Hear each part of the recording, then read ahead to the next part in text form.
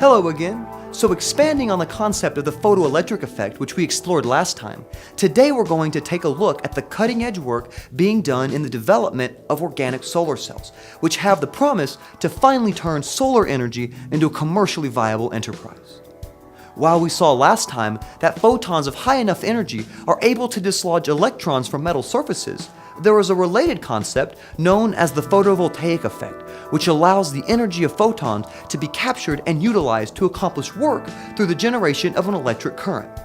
Again, we must turn to quantum mechanics to understand what is going on, and again, it's really elementary when you break it down to first principles.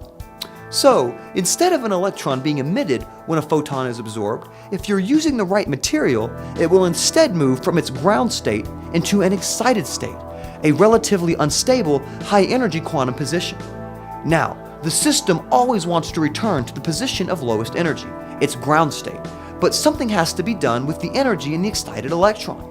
Solar cells take advantage of this excited electron by providing an avenue for the system to return to its ground state while capturing the energy in a useful way. This is done by providing suitable electron acceptors that take the excited electron and pass it on to a conductive material.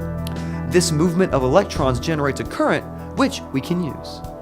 Now, effectively all solar cells being used today are based on the inorganic compound silicon, which makes the production of these devices very high cost. In fact, even with government incentives for homeowners to install these solar panels, it still takes a decade to break even on the initial investment. And with the average silicon solar cell only lasting about 20 years, they aren't a realistic option for the majority of citizens in this country.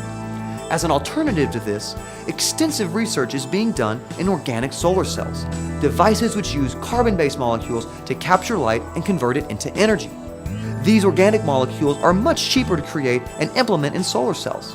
In fact, one of the pigments in most berries, anthocyanin, is completely suitable for this purpose. Now, while raspberry juice isn't going to solve the energy crisis, technologies based on these kinds of molecules are showing promise towards achieving grid parity. Current experiments have demonstrated that these devices, in small-scale setups, produce comparable efficiencies to silicon solar cells. However, when scaled up to larger productions, they lose this efficiency and therefore their commercial relevancy.